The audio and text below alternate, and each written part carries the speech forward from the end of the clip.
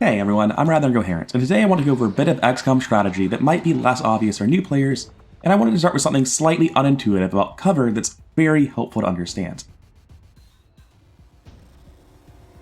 Being good at XCOM largely comes down to understanding the odds of all your various options before you even start taking actions, and then taking your turn in the right order to maximize the odds of killing enemies and minimize the odds of taking return damage during their turn. That's an oversimplification, obviously. It's like saying that to be good at a first-person shooter, you just need to click accurately. There's a whole lot to getting the order of operations down in XCOM, or any tactics game for that matter, and I can't possibly cover it all in one video. That said, one of the first and most important steps in a turn is to assess the cover available to your squad. I think pretty much every XCOM player with more than a few hours of experience probably recognizes the following statement: high cover is great, and low cover is incredibly dangerous. Generally speaking, I think most people also understand an unrelated idiom: a chain is only as strong as its weakest link. The intersection of these two ideas has a lot of gameplay ramifications that might take a long time to really get a grip on though. If you're taking a turn and you've got most of your team in high cover, and then you move a single soldier to low cover, it's easy to look at that as a slight risk. One soldier is more in danger now. The first issue of that, which I'm sure many experienced players immediately call, is that one soldier is a huge portion of your action economy, even with larger modded squads like my 8-man campaign. One soldier going down is tremendously detrimental, and it's not a slight risk. It is a huge problem. The second issue with that mindset, though, is that you're just looking at the danger all wrong. It has this unspoken implication that since everyone else is in high cover, your position's pretty good. The average cover in your squad is still really, really high. Unfortunately, average cover is a useless metric. The only thing that matters is the lowest cover the aliens can see. The only thing that matters is the shots that the aliens are actually going to take. Advent isn't going to take shots against high cover when they've got a low cover target with better odds. Small caveat, they do take chance to kill into consideration, so be aware they might take worse shots against wounded low HP soldiers. Generally though, if you have a bunch of soldiers in high cover and one in low, the aliens are going to shoot at the guy in low cover. 100% of the enemies are shooting at low cover until that soldier dies. The average cover aliens shoot at is what actually matters. That's the weakest link in the cover chain. Anyone who took high cover didn't actually get value out of their cover. In fact, they may have made it worse by leaving that one soldier alone as the only viable target and encouraging the aliens to focus fire him. Sure, that one soldier was safer, but your overall squad wasn't, and the overall power of your squad is what's going to do things in the mission, not the safety of a specific soldier. Realizing this has a lot of ramifications for turn order and positioning.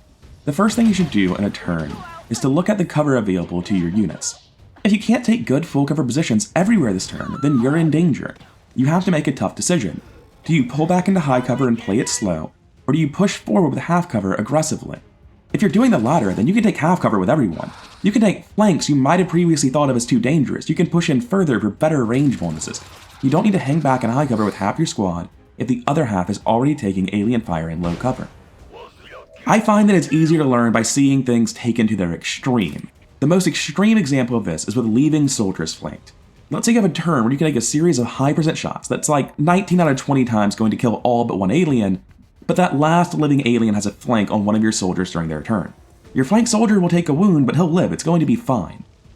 However, I did just say 19 out of 20 times, so 1 in 20 times, 5%.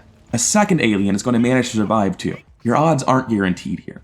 If you played XCOM, you know that 1 in 20 is going to happen quite a few times over the course of a campaign, and if you take that decision every time it comes up, you're going to lose a lot of soldiers that way. But what if you positioned differently? What if you had realized this at the start of the turn before making any moves? What if you had realized that since a soldier was going to be flanked anyway, and since the aliens only have one gun left and can only take one flank shot, it wouldn't matter how many other soldiers were flanked? Why not just walk into the open and take point-blank 100% instead of risking the 95s from better cover that didn't actually matter? There's a huge amount of crossplay here between cover analysis and managing fog of war and unrevealed alien pods, but I want to keep all these videos succinct and bound to one topic. If it's coming off like I'm encouraging you to blindly run forward, that's not what I'm getting at, and I'll have another video out on line of sight and managing fog of war in the future. I'm not out here proclaiming the benefits of standing in half cover and living on a prayer.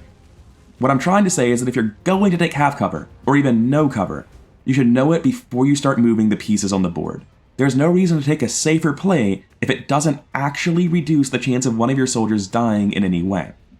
Quite the opposite, in most situations it isn't worth taking low cover, and at the start of the turn before you moved any pieces, you shouldn't have been considering it as an option in the first place.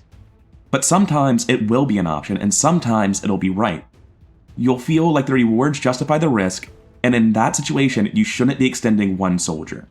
You should be extending your whole team. You've already given the aliens the chance to shoot you. They're already shooting at low cover. You're paying a price here, and it's the same price no matter how many more soldiers you extend with. So make sure you get your money's worth.